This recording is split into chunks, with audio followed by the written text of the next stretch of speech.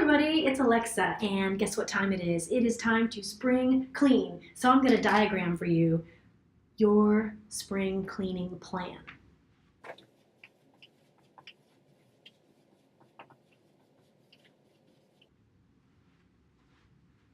Step 1.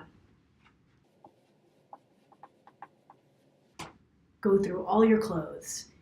Your kids' clothes, your dog's clothes, your partner's clothes, but don't go through your neighbor's clothes. And find what doesn't spark joy anymore. Don't take too long with it. Go through quickly. Don't forget your shoes, flip-flops. Don't forget your sports-specific clothes. But don't throw away things that might be seasonal or sport-related where it might be hard to replace. You can keep a few of those things. Just don't be overrun with sports that you don't do anymore.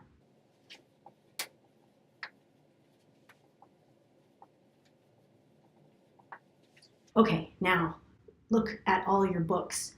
Look at your papers and your media, things like DVDs, CDs, USB plugs, things like that. Go through all those things, find out what you don't need anymore, what no longer sparks joy.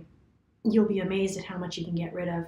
And remember, you're keeping the greatest hits. So you can get rid of everything that's not a hit in your life, that no longer gives you that feeling of sparking joy. And by the way, it does not mean reread stuff.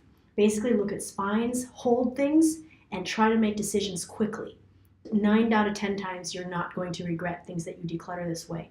But anything that's questionable, you can put in a box and see if you touch it for 6 months and try to get rid of it later. But the better you get at this process, the more easily it will be to keep a minimalist and clutter-free environment.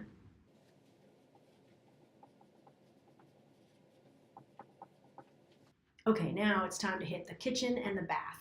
You are going to go through cleaning supplies, dishware, towels, cosmetics, all those things that are specific to those 2 rooms, obviously, each room on its own.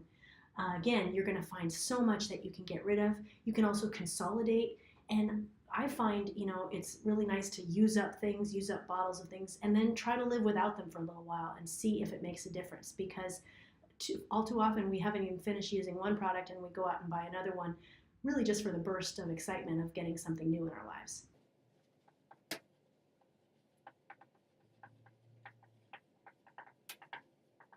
Okay, now you're going to go out into the garden and, let's see, can you see it? Into the basement or garage. And down there, or out there, is where you're going to look, do a last roundup, try to get some bags full, and again, use the spark joy method. Have you been looking at something every day when you walk into the front door that's sitting there that you haven't fixed? Okay, it's time to let it go. You might be able to put it out on the street and somebody will pick it up for you for free. That happens a lot, especially with metal recycling. But now that you've done all this and you've taken just a day or a couple days, sometimes you can make it a designated a week and start to gather up the stuff by the front door. But don't let it go longer than a week, because now you have to get to the last step.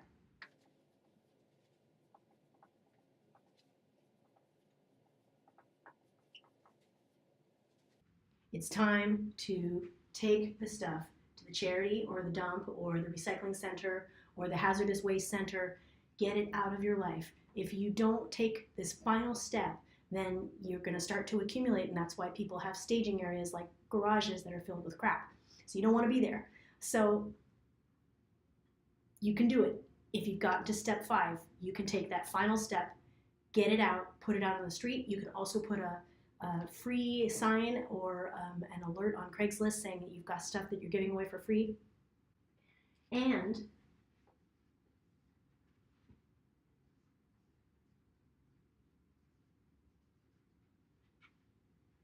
the final step, now that everything's gone, you can clean. It'll be so much easier once the decluttering is there. And once you're cleaning, you'll get inspired. And when you clean, take before and after pictures. But before you can really spring clean, you've got to just get the old junk out of there. Most important part of spring cleaning. So I hope this has been helpful. Thanks for watching. Please comment and subscribe.